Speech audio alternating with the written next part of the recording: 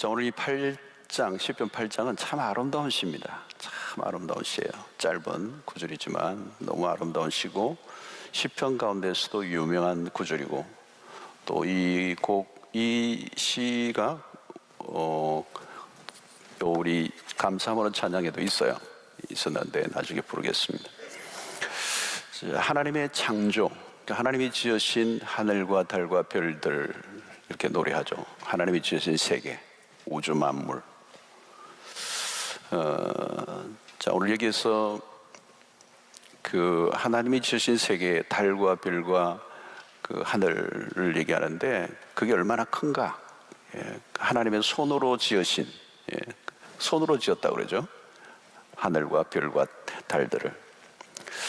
가끔 우리가 이 서울에 가보면요, 제가 서울에 가끔 가면, 와, 서울이 되게 크더라고요. 부산 촌 사람 맞아요. 부산이 뭐 이렇게 큰 것 같아도 서울 가면 기가 죽어요. 그래서 잘 안 가요. 서울 사람들은 시골에 쏠러 오셨어요 이러고 기분 나빠요. 그래서 근데 서울 가면 굉장히 커요. 모든 게 굉장히 커요. 도시가 확실히 커요. 뉴욕 가면 어때요? 뉴욕 엄청나죠. 여러분, 근데 이 지구가 도시만 가도 그렇게 크면 기가 죽죠. 근데 여러분, 이 지구가 얼마나 커요, 그죠? 지구. 비행기를 아무리 타도 한쪽 편만 보고 오죠. 지구가 굉장히 커요. 근데 하늘의 별은 얼마나 많은가? 하늘의 별이 얼마나 크고 많은가? 하늘에 이 별들이 쏟아질 때 있습니다. 우리는 여기서 잘 못 보는데, 호주의 이 외곽지대에 가서 밤하늘에 불이 하나도 없는 사막에서 하늘을 보면요, 별들이 쏟아진다 그렇게 얘기하는데, 그런 표현보다도 마치 그 별들을 누가 콕 짜가지고 쏟아지는 것 같아요. 마치 뭐를 이렇게 오렌지를 콱 짜면은 확 쏟아지듯이 그 별들이 그냥 쏟아져 내리는 것 같은 느낌이 들어요. 어마어마하게 많은 거죠. 그래서 이 지구는 여러분들 아시겠지만 이 수십만 개의 별로 구성된 갤럭시라고 그러죠. 은하계의 하나예요, 이 지구가. 그러니까 이 갤럭시 하나에 수십만 개의 별이 있는데, 그 수십만 개의 별들 가운데 이 지구는 작은 별이에요. 굉장히 작은 거예요. 거기에 하나예요. 은하계, 이 갤럭시 하나라는 거죠. 하나님이 손으로 지으셨다는데, 그 하나님이 얼마나 크신 분인가를 표현하는 것이죠. 자, 근데 이 은하계, 그죠? 이 은하계, 수십만 개의 별로 구성된 게 이제 은하계인데, 하나의 은하계죠. 근데 그 은하계의 수가 얼마나 될 것 같아요, 여러분? 그 은하계가 수백만. 일단 100만 개가 넘는다는 거죠. 지금 우리는 감을 못 잡아요. 또 저녁이기 때문에 이 계산이 잘 안 돼. 도대체 얼마나 별이 많은 걸까? 그러니까 천체만환경으로 볼 수 있는 별들도 이 정도라는 거죠. 지금 제가 표현한 것이. 그냥 대충 세워도 별은 1000억 개가 넘는데, 1000억 개. 근데 그 별들 가운데서도 지구는 아주 작은 별이에요.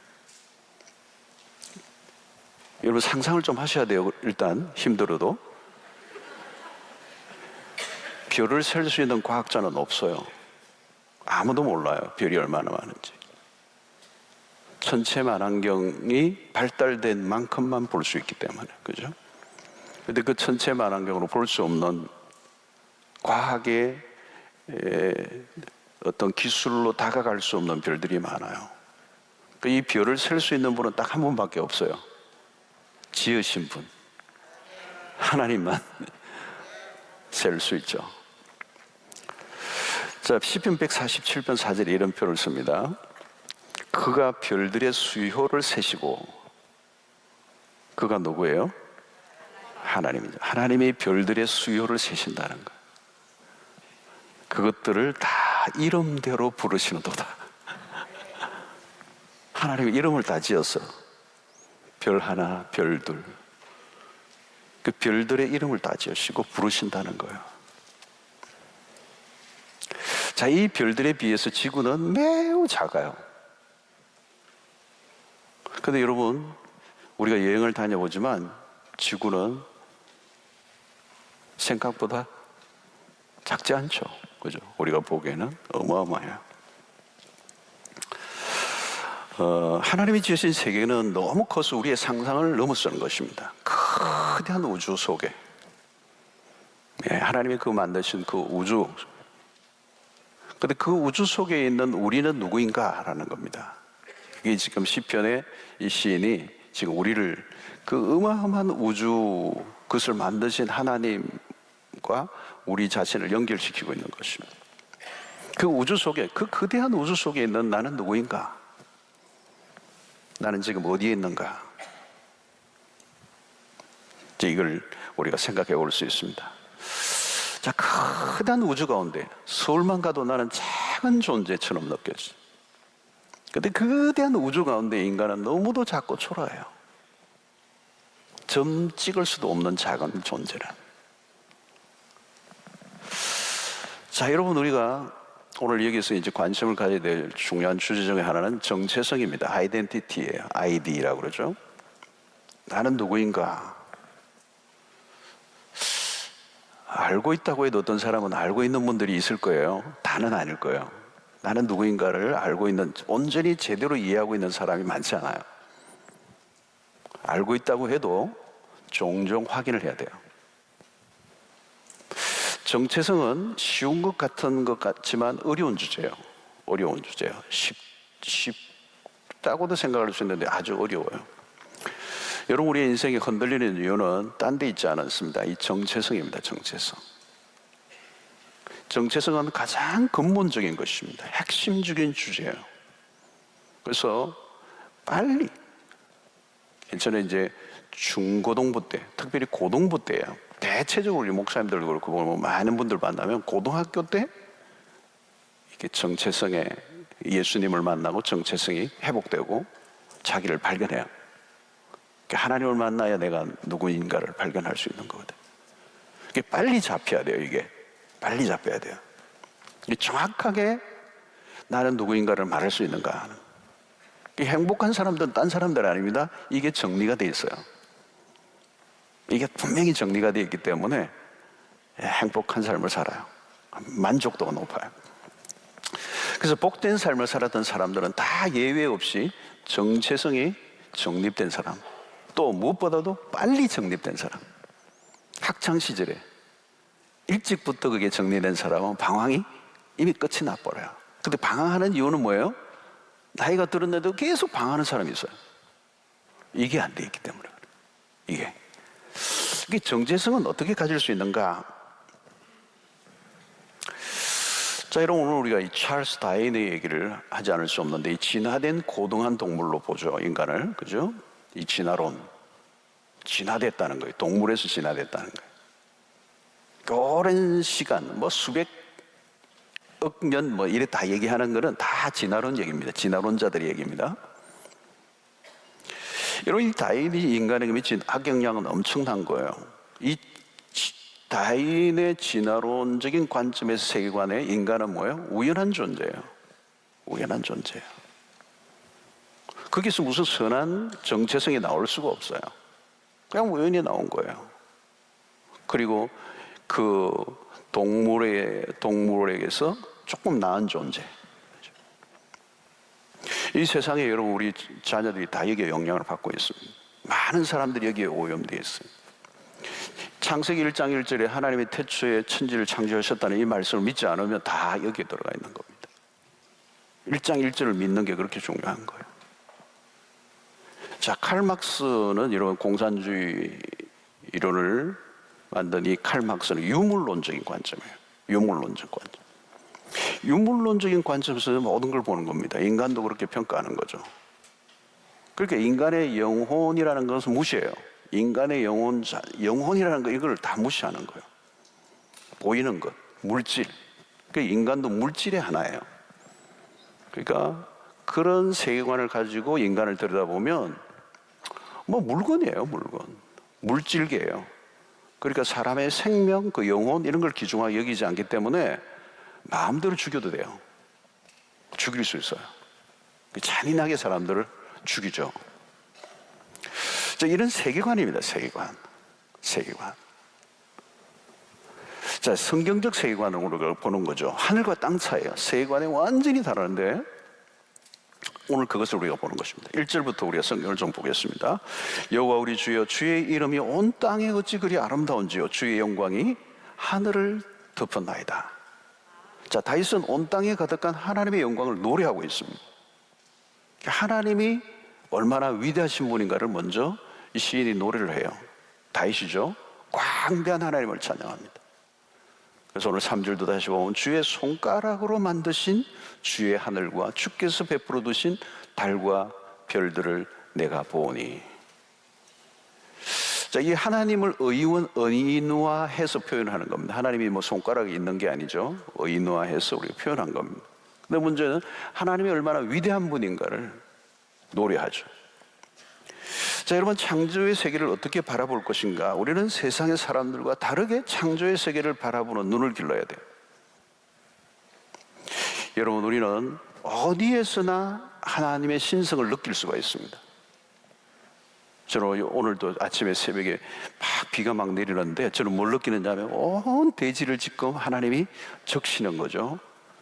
그러면서 나무의 뿌리들마다 다 스며들게 해서 지금 막 그 봄이 팍 터져 나올 듯한 그런 준비를 하고 계시는 거예요. 여러분, 사람들이 숲이나 강이나 좋은 자연에 가면 힐링이 된다고 그래요. 힐링이 된다. 힐링이라, 힐링. 근데 자연 때문에 힐링 되는 게 아니에요. 자연 안에 있는 하나님의 신성, 그 자연을 만드신, 그 피조물을 만드신 그 하나님의 손길이 그 안에 있는 거죠. 그래서 우리는, 그리스도인들은 그 속에 가서 하나님을 느끼면서 하나님을 찬양하죠. 그죠? 그래서 그리스도인들은 아름다운 걸 보면, 그 아름다운 세상을, 만물을 보면 찬양이 나오는 거예요. 저절로 내 영혼이 하나님에게 반응하는 거죠. 그 세상 사람들은 그냥 와 좋다, 고기 구워 먹자, 뭐 놀자 그러는데 우리는 그냥 찬양이 터지는 거예요. 그래서 다윗이 들에서 목동을 역할을 하면서 이 체험이 많았던 거죠. 이 시가 그냥 나온 게 아니에요. 하나님을 향한 자연스러운 반응이에요. 세상 속에서, 모든 피조물 속에서. 자, 오늘 이 시인이 창조의 세계를 바라보며 하나님을 찬양하다 갑자기 4절을 보십시오. 관심이 사람에게로 옮겨져요. 사람이 무엇이기에 그렇게 어마어마하게 달과 별을 지으신 그 하나님, 그분이 어떻게 해요?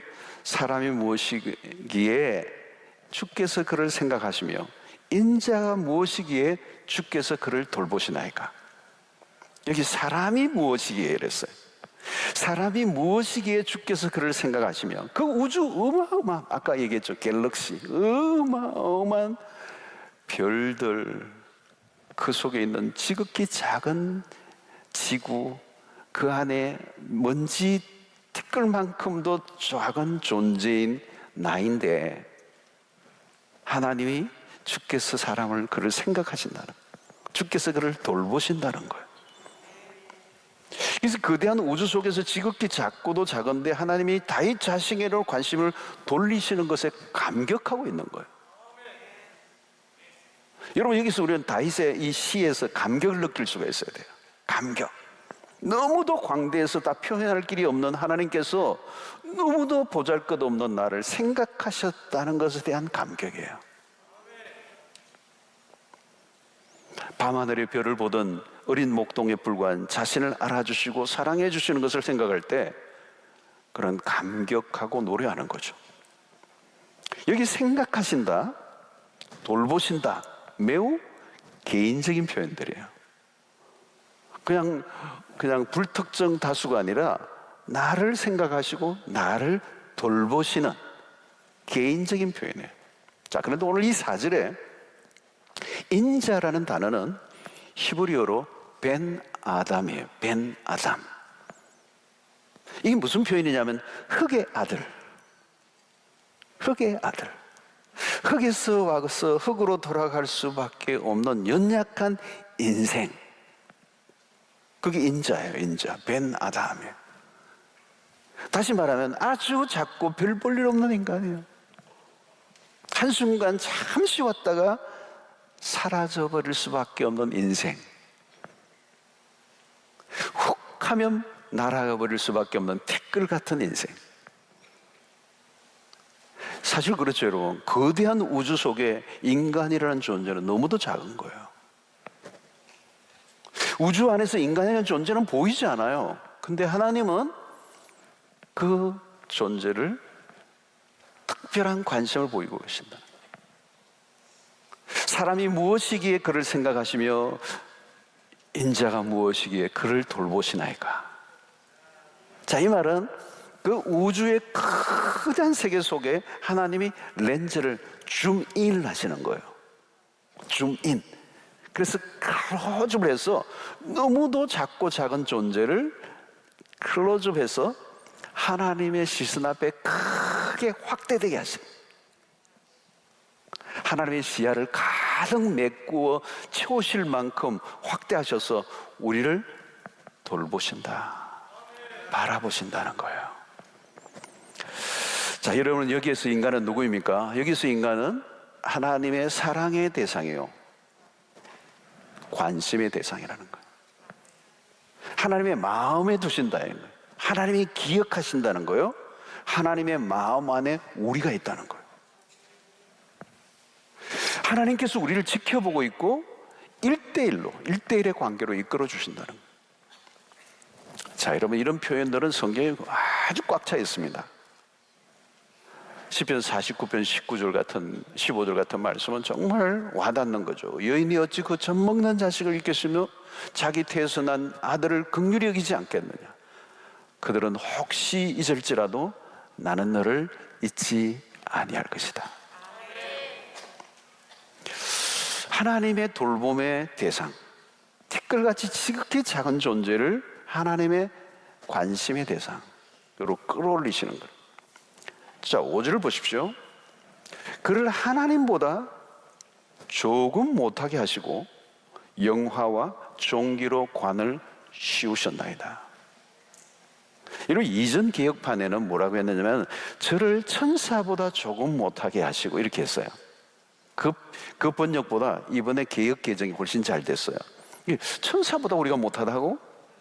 근데 오늘 여기 제대로 번역을 한 거죠. 개혁 개정에는 그를 하나님보다 조금 못하게 하시고.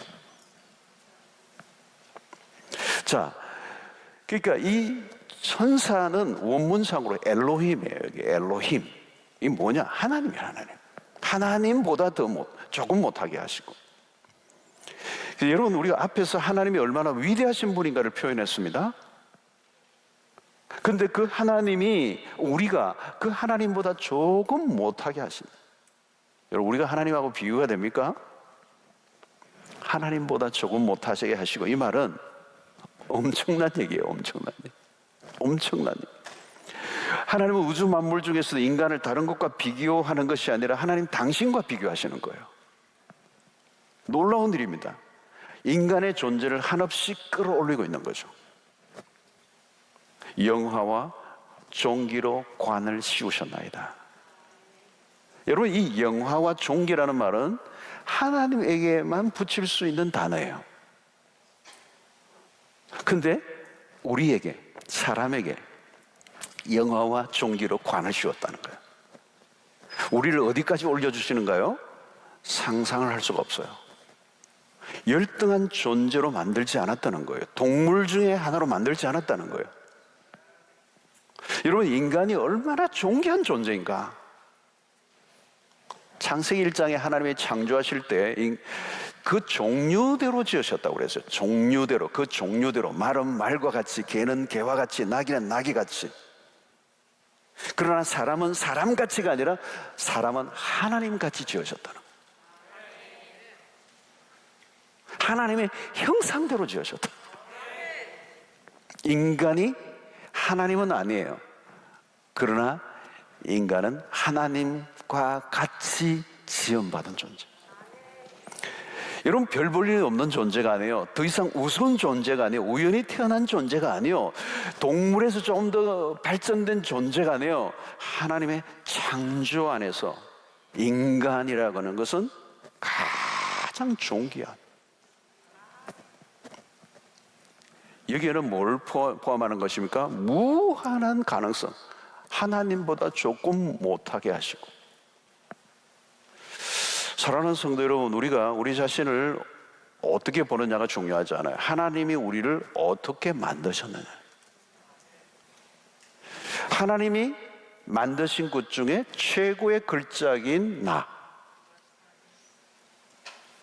여러분, 이 시각을 우리가 가져야 되는 거죠. 나 자신을 우습게 여기는 사람은 하나님에 대한 멸시예요. 왜? 나를 지으신 그분에 대한 모독이죠. 나를 무시한다는 것은. 그러므로 여러분, 하나님을 예배하는 사람들은 하나님이 만드신 것에 대한 태도가 달라요. 하나님을 존귀하게 여긴다면 하나님이 만드신 것을 존귀하게 여길 뿐만 아니라 하나님이 만드신 최고의 걸작인 사람을 소중히 여깁니다. 여러분, 내가 나를 존귀하게 여길 것인가 말 것인가, 그건 우리의 차원이 아니에요. 하나님이 우리를 지으신 분이시라는 거예요. 나를 존귀하게 여기는, 하나님이 우리를 만드시고 얼마나 귀중히 여겨주시는지 오늘 이 본문 속에서 시인은 노래를 하고 있는 거죠. 성도 여러분, 우리 모두에게는 하나님의 계획이 있고 하나님의 의도하심이 있습니다. 우연히 태어나고 자기 마음대로 살다가 갈 존재가 아니고 영광스러운 계획이 있다는 것을 놓치지 말아야 돼요. 뿐만 아니라 여러분, 내가 나를 무시하지 않을 뿐만 아니라 남도 무시하면 안 돼요. 귀중하고 존귀하게 돼야 돼요. 주님의 기대하심이 그 한 사람 한 사람에게 있기 때문에 우리가 그것을 발견하고 살아가는 것이고, 그것을 발견하고 살아가는 사람은 그냥 살 수가 없는 거예요. 자, 우리가 어떤 존재인가? 6절을 보십시오. 주의 손으로 만드신 것을 다스리게 하시고 만물을 그의 발 아래 두셨으니 그랬어요. 하나님이 우리에게 뭘요? 그냥 높여주신 게 아니고 그 하나님과 같은, 하나님보다 조금 못하게 하신 우리를 통하여 세상을 다스리게 하셨다는 거예요. 창세기 1장 28절에 이미 말씀하셨죠. 하나님이 그들에게 복을 주시며 하나님이 그들에게 이르시되 생육하고 번성하여 땅에 충만하라, 땅을 정복하라, 바다의 물고기, 하늘의 새와 땅에 움직이는 모든 생물을 어떻게 해요? 다스리라는 거죠. 우주 안에 아주 작은 존재이지만 그 안에 하나님의 목적을 심으시고 지으심으로 우리의 위치를 높여주셨어요. 그것이 뭐예요? 세상을 다스리라는 거예요. 여러분, 여기 다스린다는 말은 하나님의 고유의 영역이에요. 하나님의 고유의 영역은 하나님은 다스리시는 분이죠. 온 땅을 통치하시는 분입니다. 통치는 하나님의 고유의 영역이죠. 이 통치한다는 말을 하면 우리는 떠오르는 직분이 뭐예요? 왕이죠, 왕. 하나님이 왕 중의 왕이시잖아요. 이게 온 땅을 다스리시는 이 고난, 만물이 그 발 아래 무릎 꿇게 하는데 그 다스리는 권세를 우리에게 위임해 주셨다. 믿어지세요, 여러분? 우리에게 맡기셨다는 거예요. 대단한 권세예요. 대단한 권세. 우리 모두에게 다스리는 권세를 주셨어요. 그런데 뭐예요? 죄로 인하여 우리가 잃어버린 거예요. 죄로 인하여 이런 부분을 많이 상실해 버렸어요. 네. 우리 안에 인간성이 스스로 깨어져 버리고 죄로 인하여 우리 안에 있는 영광과 존귀함을 다 잃어버리고 내가 누구인가를 놓쳐버리고 죄로 인하여 많은 후유증을 겪으면서 하나님의 본래 나를 향한 계획된 그 존재를 망각해버린 거죠. 내가 누구인가를 놓쳐버렸어요. 그러니까 여러분, 이 다윈과 같은 이런 막스니즘이나 이런 것들이 막 온 세상의 이론들, 온 세상의 그 우상들을 통하여 우리의 존재 자체, 우리의 정체성을 잃어버리고 내가 누구인지 모르는 거예요. 하나님의 본래 의도하셨던 그 계획과 목적을 다 잃어버리고 내가 어디에 있는지, 내가 왜 사는지, 내가 왜 태어났는지 모르는. 여러분, 십자가가 무엇입니까? 하나님 우리 안에 당신의 계획을 심어 놓으신 사건이에요. 우리가 어떤 모습으로 살든 우리를 통해서 하나님의 영광을 드러내시겠다는 거예요. 우리의 삶이 우리 때문에 망가지지 않아요. 십자가 사건이 우리의 인생을 완전히 달리는 거예요. 하나님의 목적과 의도가 분명하게 우리의 인생 가운데 새겨져 있어요. 우리가 십자가를 믿고 붙들고 따라간다는 말이 그런 것입니다. 여러분, 이 우주의 주인이시고 모든 것을 통치하시는 하나님이 나의 하나님이시고 우리가 그분의 다스림 속에 있어요. 만물을 다스린다는 것은 인간의 존재 가치를 온전히 드러내는 왕적인 삶을 살아가는 것을 말하는 것입니다. 여러분, 우리에게 그 권세를 주시고, 이 권세는 특권이죠. 특권. 우리가 다스리며 살아가는 것. 거대한 갈림길이죠. 사실은 큰 주제예요. 다스리며 살아갈 것인가, 다스림을 받으며 살 것인가. 다스리면 하나님과 같은 삶은 하나님보다 조금 못하게 하시고, 이 말은 다스리는 삶을 살아가시고, 다스림을 받으며 살아가면 그것은 인류가 타락 이후에 찾아왔던 모든 이 만물의 다스림을 받는 척박한 세상 속에서 생존마저도 힘든 그 저주 아래 들어가는 거예요. 하나님 우리를 다스리는 자로 살기를 원하세요. 우리를 존귀하게 세우셨다는 말은 하나님의 창조의 목적을 이루도록 하시기 위하여, 그분의 이름이 온 땅에 높여지는 일을 위하여 우리를 부르셨다는 사실이에요. 그래서 여러분, 이 다스리는 삶은 어떤 것인가? 하나님이 주신 만물을 누리는 것으로부터 출발해요. 이건 특권이에요, 여러분. 권세는, 이 다스리는 권세는 특권이에요. 하나님이 허락하신 것들을 먼저 적절하게 누릴 줄 알아야 된다는 거예요. 만물을 잘 활용하는 거예요. 하나님이 주신 것을 잘 향유하는 것이 하나님에 대한 긍정적인 반응이에요. 특히 여러분, 이 피조 세계에 대한 경탄을 하는 거죠. 하나님이 보시기에도 좋았더라고 하신 그 세상, 그 세상을 바라보고 누리고 즐거워하는 것. 창조의 세계를 적극적으로 누리는 사람은 여러분 밝아요. 모든 것에서 기쁨을 찾아내요. 주변의 환경을 사랑하세요. 내 몸을 사랑하시고 하나님이 주신 모든 것을 사랑하세요. 네. 여러분, 몸을 사랑하는 것도, 한다는 것도 굉장히 중요한 거예요. 하나님이 주신 몸이라는 관점에, 내 몸이 아니에요. 이 몸을 통하여 이 몸이 거룩한 성전으로, 그죠? 가장 아름답게 우리가 사랑해야 될 몸. 이 몸은 뭐죠? 이 몸을 통해서 하나님께 영광을 돌려야 되기 때문에, 이 몸이 하나님 앞에 예배를 드리는 예배의 처소가 되기 때문에, 너희 몸을 하나님이 거룩한 산제사로 드리라 했기 때문에. 그냥 아무거나 먹으면 안 되죠, 여러분. 몸을 망치는 그런 어떤 행위를 해서는 안 되죠. 여러분, 모든 주변의 것들을 다 사랑하는 거예요. 하나님이 주신 것들로 관점을 바라보세요. 여러분, 주변의 지체들을 사랑하시고, 가족들을 소중히 여기고, 여러분, 자녀들을 어리다고 함부로 대해서는 안 돼요. 제가 보니까요, 한 2살만 돼도요, 다 알아봐요. 다 느껴요. 좋은 글을 알고요, 나쁜 글을 싫어하고요, 지각하고 깨닫고 느끼고요, 어마어마한 우주가 그 안에 있어요. 그래서 아이들은 꽃으로라도 때리지 말라고 그랬잖아요. 요즘 아이들을 학대하는 일들이 너무 많아요. 너무 안타까워. 요즘 왜 그래요? 그죠? 사람들의 이 모든 마음이 다 망가진 거예요. 망가진 거예요. 하나님의 창조의 개념이 없기 때문에요. 여러분, 우리는 모든 것에서 하나님의 신성을 발견해야 돼요. 우리는 하나님이 이미 주신 것들을 누리지도 못하면서 자꾸 달라고 하지 마세요. 이미 주신 것을 잘 누리고 있는가?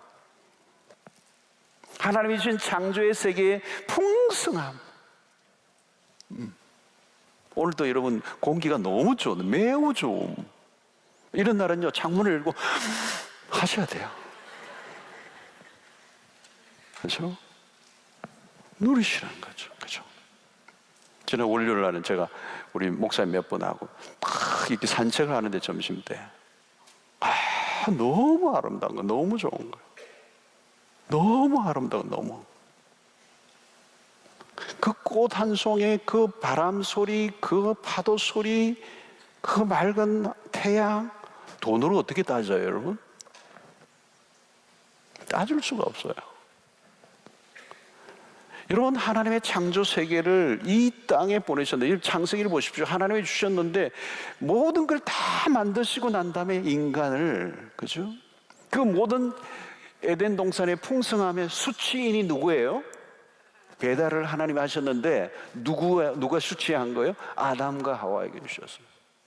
너희들이 누리라는 거예요. 너희들이 누리라. Anything, 어떤 것이든 enjoy 하라는 거예요. enjoy. 모든 만물들은 하나님의 위엄을 드러냈어요. 그 안에는 하나님의 아름다움이. 제가 하도 꽃이나 과일이나 묵상하면서 먹는 거니 우리 목사님이 요즘 저도 과일 먹으면서 막 느낀다고 그러더라고요. 그 목사님 그 얘기를 하면서 전염이 됐구나. 최근에도 꽃 한 송이를 보는데 이게 너무너무 아름다운 거예요. 너무 잘 못 보던 꽃이에요. 꽃꽂이를 하나 해놨는데 너무너무 아름다워. 저는 거기에서 하나님이 얼마나 아름다우신 분이신지, 거기서 하나님의 성품이 보이고 그 꽃보다 더 사랑하시는 나를 하나님이 어떻게 여기시는지를. 여러분, 우리는 그때그때마다 어때요? 예배의 자리로 나가는 거예요. 예배의 자리예요. 밥을 먹으면서도 예배의 자리예요. 내 안에 입안에 이 가득 들어있는 이 나물이 하나님의 창조에. 예배가 무엇입니까? 하나님의 이름에 걸맞는 예우잖아요. 우리가 하나님이 창조하신 세계에 대한 우리의 마땅한 반응이 곧 예배. 예배는 일상에서 일어나는 것입니다. 우리가 하나님이 창조하신 것을 충분히 누리는 것 자체가 예배예요. 창조하신 피조물에 대한 충분한 반응을 드러내며 사는가? 그 하나님의 만드신 것을 향유하는 게 신앙이에요. 그게 하나님에 대한 예우고 그게 예배라는 거죠. 그래서 오늘 열어보십시오. 3절에 보면 주의 손가락으로 만드신 주의 하늘과 주께서 베풀어 두신 달과 별을 어떻게 해요? 내가 보오니 그랬어요. 내가 보오니 뭐예요? 하나님과 하나님이 창조하신 것을 응시한다는 거. 응시. 내가 보오니 그분의 만드신 것에 눈을 고정하고 바라보는 거예요. 그것이 시인의 삶의 중심에 있었다는 거예요. 그게 뭐예요? 예배라는 것입니다. 자, 여러분이 하나님으로부터 권세를 받은 사람들은 다스릴 뿐만 아니라 이 다스림은 하나님의 법칙 아래 다스려야 되는 거죠. 우리 마음대로 해서는 안 되죠. 하나님이 우리에게 맡겨주신 것을 다스리라는 거죠. 주인은 우리가 아니라 하나님이십니다. 주인의 뜻에 맞게 세상을 다스려야 한다는 거죠. 인간의 탐욕으로 지나치게 사용해서는 안 된다는 거예요. 하나님의 뜻에 맞게. 그런데 우리의 인간의 탐욕이 문제예요. 탐욕이 오용과 남용을 만드는 거예요. 하나님이 만드신 이 만물을 충분히 누리고 살지 않으면 만물을 우상으로 섬길 수도 있고, 결국은 하나님이 아니라 하나님의 주신 것을 섬기는 우상의 범죄에 빠질 수가 있습니다. 그러면 여기에 우리에게 중요한 것은 우리 안에 있는 욕망이에요. 욕망. 우리의 마음이 하나님에게로 향하지 않고 하나님이 만드신 것에 몰두할 때 지배를 당한다는 거예요. 그죠? 다스리지 않고 다스림을 받게 되는 거예요. 우리의 마음이 하나님께로 향해야 돼요. 끊임없이 우리의 세상에 만드신 모든 것들에 대해서 우리는 그것을 바라볼 때마다 우리의 마음이 하나님께로 집중해야 된다는 거예요. 그러지 않으면 우리는 그 환경, 그 물건, 그 피조물에 우리가 포로가 되어버려요. 다스림을 받게 된다는 거예요. 여러분, 오늘날 우리가 더 좋은 것, 더 많은 것을 계속 쫓아가는 삶이 뭐예요? 그게 포로된 삶이잖아요. 욕망은 피조물의 다스림을 받게 만든다. 다스림을 받는 자로 살면 굴욕이죠. 가장 비참한 상태에 빠지는 거죠. 오늘 인류가 지금 당하고 있는 모습이에요. 다스림을 다스려야 되는데 지배를 당하며 살아가고 있는 거예요.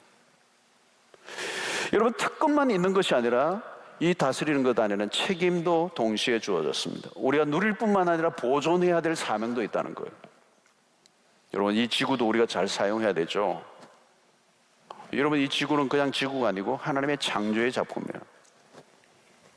창조예요. 여러분, 남의 물건을 함부로 다루지 않죠. 우리는 이 세상의 모든 것을 하나님의 작품으로 여겨야 돼요. 그래서 자연주의자들, 환경주의자들이 생각하는 자연 환경보다 우리는 훨씬 더 위에 있어요. 그냥 단순히 이 세상을 보호하자가 아니에요. 하나님이 만드신, 하나님의 신성으로 가득하 있는. 그래서 요즘 이런 환경 문제가 심각해요. 그래서 여러분, 가능하면 요즘 택배도 너무 많아가지고 이 막 불필요한 쓰레기들을 재활용이 잘 안 되는 플라스틱 제품들이 너무 많아졌어요. 지금 우리 마스크도 사실 지금 쓰고 있는데 이것도 안 썩는 거예요, 잘. 이게 어마어마하게 늘어나는 거예요. 그래서 우리는 가급적이면 여러분 남용하지 않도록 해야 돼요. 남용하잖아요. 지나치게 생산하고 소비하는 문화 안에 우리가 살고 있어요. 무서워요, 무서워. 옷도 요즘은 아프리카도 안 받는데요. 그만 보내라 그래요. 무분별한 개발, 환경 파괴, 기후 변화들, 이게 전염병의 창궐, 이게 다 연결되어 있습니다. 우리가 지금 겪고 있는 모든 이 전염병도 그냥 온 게 아니에요.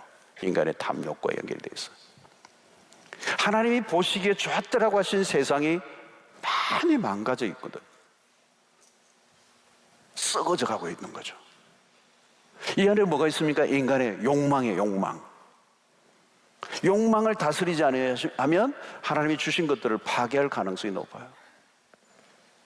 그래서 우리는 그리스도인들은 그런 관점에서 우리 환경에 관심을 가져야 되고 좀 더 심플한 삶을 살도록 힘써야 돼요. 심플한 삶을 살도록 그렇게 돼요. 예, 코로나 팬데믹으로 우리의 삶이 이전보다 많이 심플해졌어요. 많이 심플해졌어요. 근데 또 다른 면에는 쓰레기들이 많아지고 우리는 어마어마한 쓰레기를 방출해내요. 오늘 코로나가 인간의 탐욕의 원인 적응을 했다고 보는 거죠. 무분별한 환경 파괴나 무분별한 탐식, 이런 것들은 하나님의 심판을 불러오죠. 불러오는 거예요, 여러분. 이게 우리의 질병과도 다 연결되는 겁니다. 그러면 우리가 무엇이든지 적절하게 누리는 연습해야 돼요. 탐욕이 찾아오면 선을 넘기 때문에 신자로 산다는 것은 하나님이 주신 선물과 특권을 잘 받아들이고 바른 태도를 가지고 사용하는 것. 하나님이 주신 축복을 받아들일 줄 알 뿐만 아니라 그것을 제대로 누리고 또 그 주신 축복을 특권으로만 여기지 않고 책임으로 감당하고 하나님의 주권이 잘 바르게 행사되도록 우리가 힘써야 되는 거죠. 마지막으로 우리가 생각해서 모든 만물이 하나님, 우리가 해야 될 다스리는 그 역할은 모든 만물이 하나님의 통치 아래에 있도록 하는 것입니다. 우리만이 아니라 만물이 하나님의 통치를 받도록 하는 것입니다. 이제 이것을 위해서 우리에게는 뭐예요? 하나님의 창조성을 사용해야 돼요. 여러분, 우리는 하나님보다 조금 못하게 하셨다라는 그 말은 뭘까요? 포텐셜을 말하는 겁니다. 하나님의 그 창조의 능력을 우리에게도 주신 거예요. 그래서 우리 안에 어마어마한 포텐셜이 있는 거예요. possibility라고 그러죠. 가능성을 갖고 있는 거, 잠재력을 갖고 있는 거. 할렐루야. 하나님보다 조금 못하게 하시고, 여러분, 하나님이 별과 달과 그 우주의 어마어마한 모든 이 만물을 지으셨는데 그 창조성. 예, 창조성. 그게 오늘 우리에게도 있단 말이죠. 우리 어린 아이들에게도 그게 다 있어요. 여러분, 사실 교육이라는 게, 요즘 교육이라는 게 막 이게 애를 막 취업, 돈 버는 것으로 계속 몰아가서 그 아이가 본래 가지고 있는 하나님의 그 가능성을 꽃을 피우도록 만들지 않고 그 꽃은 다 꺾어버리고 그냥 조화처럼 만드는 거예요. 너 저 집 누구처럼 돼야 돼, 이렇게. 그렇게 자기 안에 있는 하나님이 만드신 고유한 그 놀라운 것을, 어빌리티가 다 죽어버리는 거예요. 그러니까 살아가면 살아갈수록 점점 커져가면서 시들시들 해버리는 거예요. 꽃을 못 피우는 거예요. 여러분, 하나님 우리에게 인간에 지으신 것은 놀라운 창조성이에요. 여러분, 말씀 열심히 묵상하고요, 기도 생활 꾸준히 하면요, 영이 맑아져요. 그 영이 맑아지면요, 영만 맑아진 게 아니에요. 영이 지성과 모든 것을 영향을 줘요. 영이 가장 탑에 있어요. 탑. 우리에 있는 마음과 지성과 모든 그 의지와 감정과 모든 영역들 있잖아요. 그걸 뭐가 통치하느냐 하면 영이 통치. 영. 그러니까 영이 하나님과의 교제를 하며 영이 하나님에 열려져 있으면 하늘의 지혜와 하늘의 계시가 임하니까 하나님적 삶을 살게 되는 거예요. 갑자기 뭔가 문이 확 열려서 대로가 열리는 것 같아요. 마치 우물 안에 있다가 갑자기 동굴 안에 있다가 바깥에 나왔는데 온 세계가 관하게 열린 것과 같이 상상력도 막 흘러 넘치는 거예요. 할렐루야. 하나님이 나를 통해 만들어 가실 어떤 이야기를 내 속에 시작하시는 거예요. 여러분들 모두에 그게 있어요. 여러분 모두에 그게 있어요. 하나님 우리 안에 어떤 이야기들을 폭발시키셔서 어떤 꽃을 팍 피어나게 하셔서 우리의 삶을 통해 하나님의 영광을 온 땅에 선포하기를 원하신다는 거예요. 다시 말하면 그것은 우리의 개인의 성공이나 우리의 개인의 인생에 꽃을 피우는 얘기가 아니라 하나님이 만드신 그 최고의 걸작품인 인간, 하나님보다 조금 못하게 하시고 그 탁월한 인간에 가지고 있는 가능성을 마음껏 꽃피우게 하셔서 하나님이 얼마나 위대하신 분인가를 우리의 삶을 통해, 우리의 이야기를 통해 드러내고 싶어 하신다는 거예요. 여러분들 자녀들에게도 그게 있어요. 여러분, 자녀들에게 그것만 제대로 도와주시고 그걸 기도하시면 되는 거예요. 자신의, 그러므로 여러분, 우리는 우리의 상황에 집중하기보다, 우리 자신의 상황에 자꾸 집중하기보다 하나님이 나에게 주신 창조의 능력에 집중을 하는 거예요. 하나님 나에게 내 안에 뭘 심어 놓으셨습니까? 하나님 나에게는 무슨 DNA가 있습니까? 여러분, 할 일을 주변에서 찾는 것 이전에 내 안에서 찾아내는 작업이 필요하다는 거예요. 난 너무 늙었는데요. 상관없어요. 우리가 하나님의 통치를 잘 받을수록 그 하나님의 능력이 우리 안에서 강하게 드러난다는 거죠. 여러분, 그때 여러분 우리의 삶이 가장 적극적인, 가장 긍정적인 삶을 살고 하나님이 그런 능력을 모두게 주셨고 그 하나님이 얼마나 위대하신 분인가를 우리의 삶을 통하여 드러내기를 원하신다는 거예요. 근데 우리는 우리 자신을 무시해버려요. 에이, 내가 나 같은 게, 내가 이 나이에, 나는 지금 이런 환경이잖아, 나 아무것도 없잖아. 자기 자신을 너무 축소해버린 거죠. 자기 자신을 무시해버리고 멸시해버리고 자신의 세상이 만들어주는 그 이론과 세상이 만들어놓은 기준 안에 잘못된 세계관으로 자기 자신을 평가하고 판단하고 자기를 이미 정죄하고 무시해버리고 소홀히 여기고 덩하니 여기고 그렇게 하는 거죠.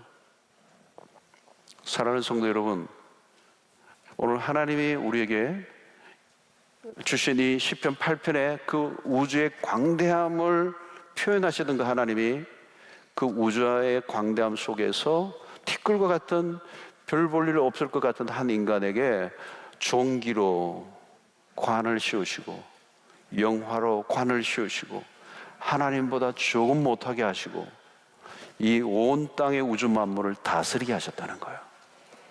그것이 오늘 저와 여러분들 모두에게 주신 거예요. 이 특권을 여러분을 놓치고 살아가지 않게 되기를 축원합니다. 여러분, 이 맡기신 영역들을 이제 가지고 우리는 그 하나님의 이름, 여호와의 그 능력과 그 영광을 온 땅에 드러내기 위한 목적으로 그리스도가 우리를 위해 죽으셨고, 우리를 다시 새로운 피조물이 되게 하시고, 그리스도 안에서 우리의 모든 지위를 획득하게 하시고, 우리의 그 권세를 다시 이제 사용하도록 우리를 보내신 것이죠. 그래서 여러분, 우리가 가는 곳곳마다 어떻게 해야 돼요? 그 주님의 능력과 그 아름다움이 드러나도록 우리의 삶을 활용해야 되는 거예요. 예수의 이름을 선포해야 되는 거예요. 여러분, 우리 안에 있는 그것을 마음껏 드러내셔야 돼요. 사단의 세상 안으로 들어가면 여러분 뭐가 있어요? 이미 사단이, 우리가 소홀히 여기고 있는 동안에 세상을 누가 다스리고 있어요? 사탄이 다스리고 있는 거예요. 사탄이 곳곳에 자신의 영역으로, 자기의 주권으로 막 다스리고 있는 거예요. 그러니까 하나님 우리에게 뭐예요? 그 안으로 들어가라는 거예요.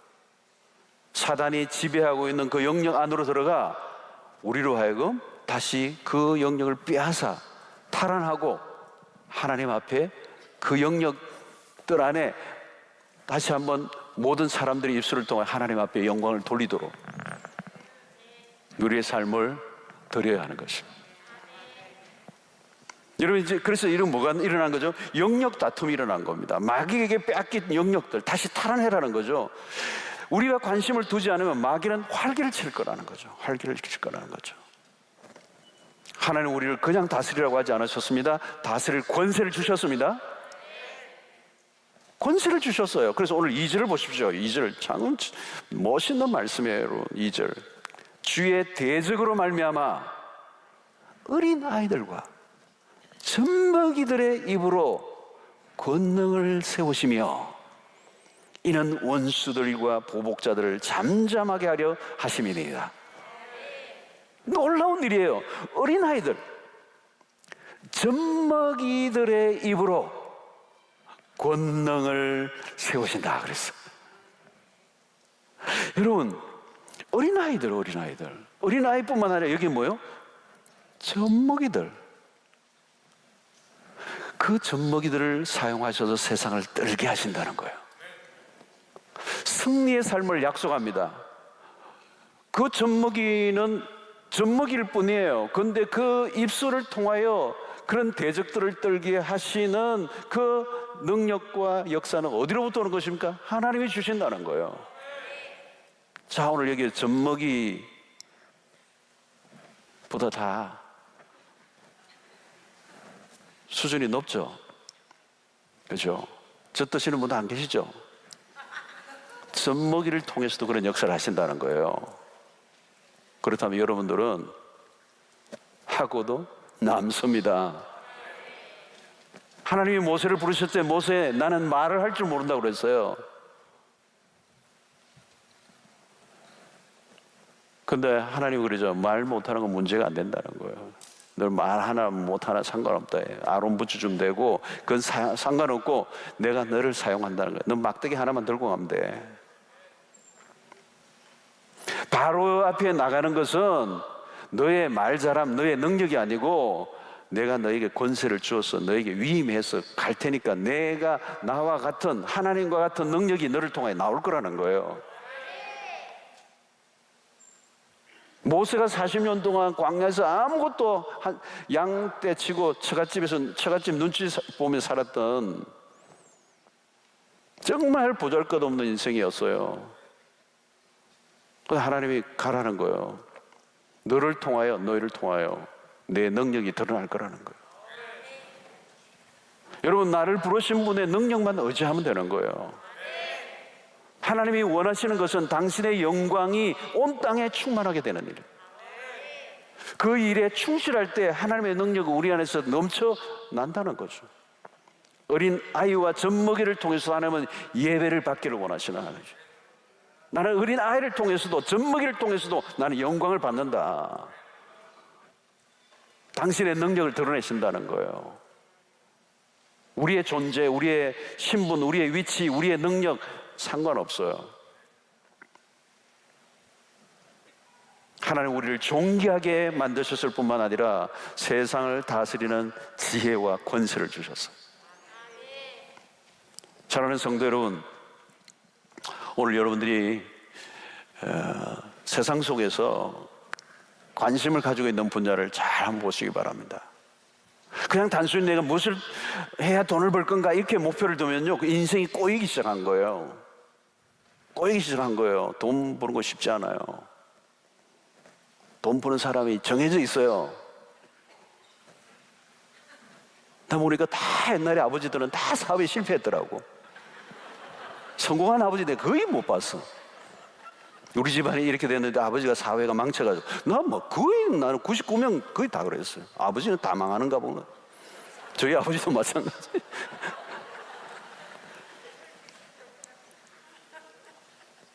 여러분, 내게 하나님이 맡기신 영역이 어딘가를 찾으셔야 돼요. 하나님이 맡기신 영토, 그곳에서 하나님은 당신의 영광을 받으시기를 원하고 당신의 이름이 높아지기를 원하신다는 말이죠. 돈은 여러분 그 다음에 그 다음. 여러분, 그게 마태복음 6장 33절 아닙니까? 너희는 먼저 그의 나라와 그의 의를 구하라. 그리하면 이 모든 것을 더하시리라.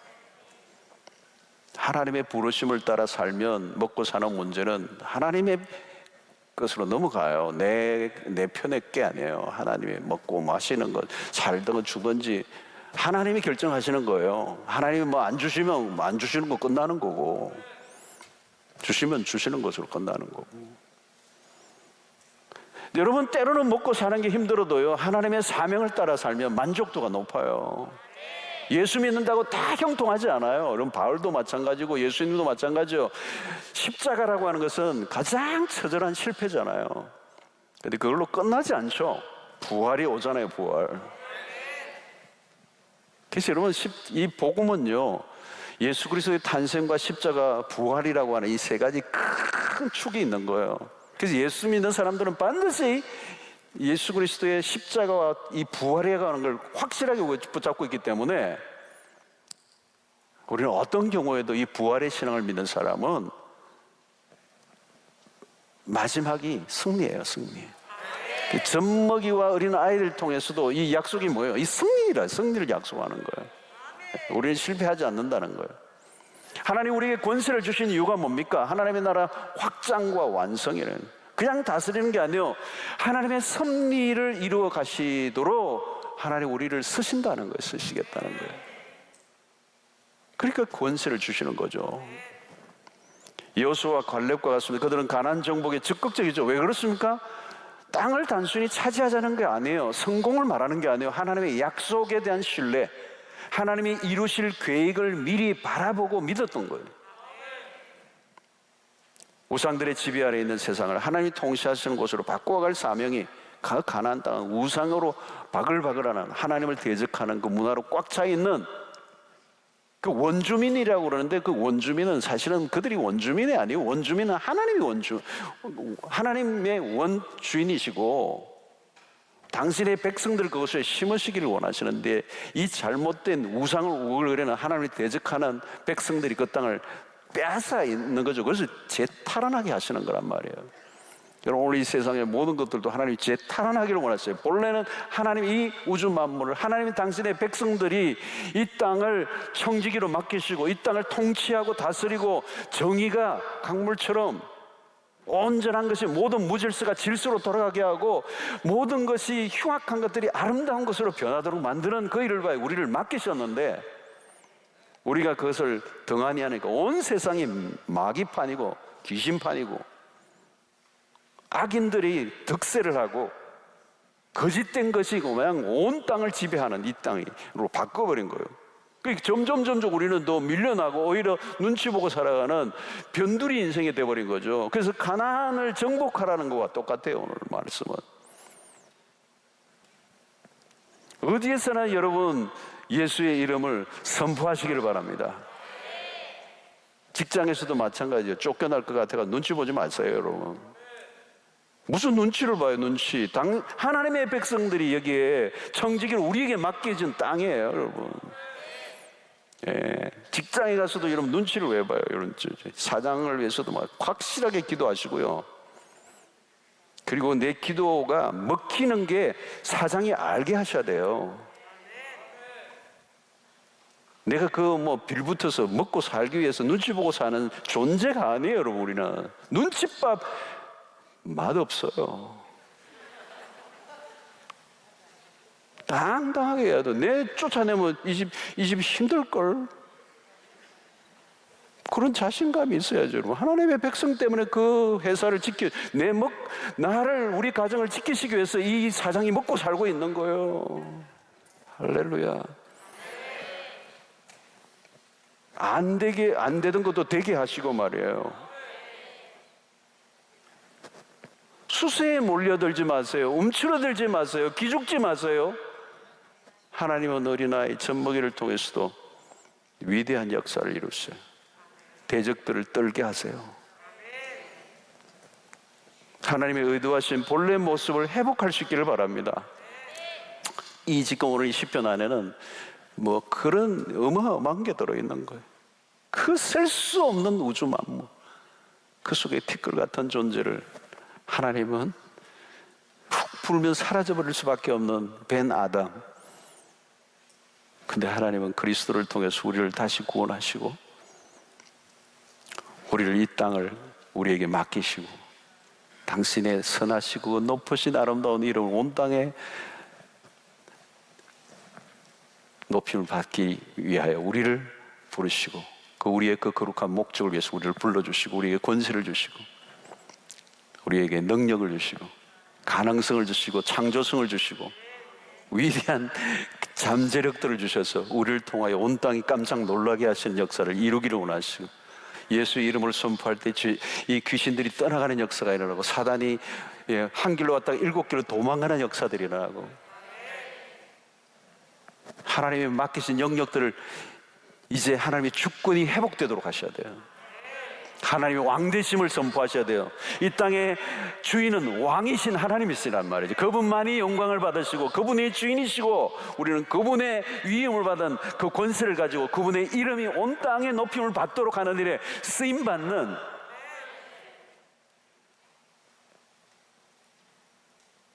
그런 삶을 살아갈 수 있는 여러분들 되시기를 바랍니다.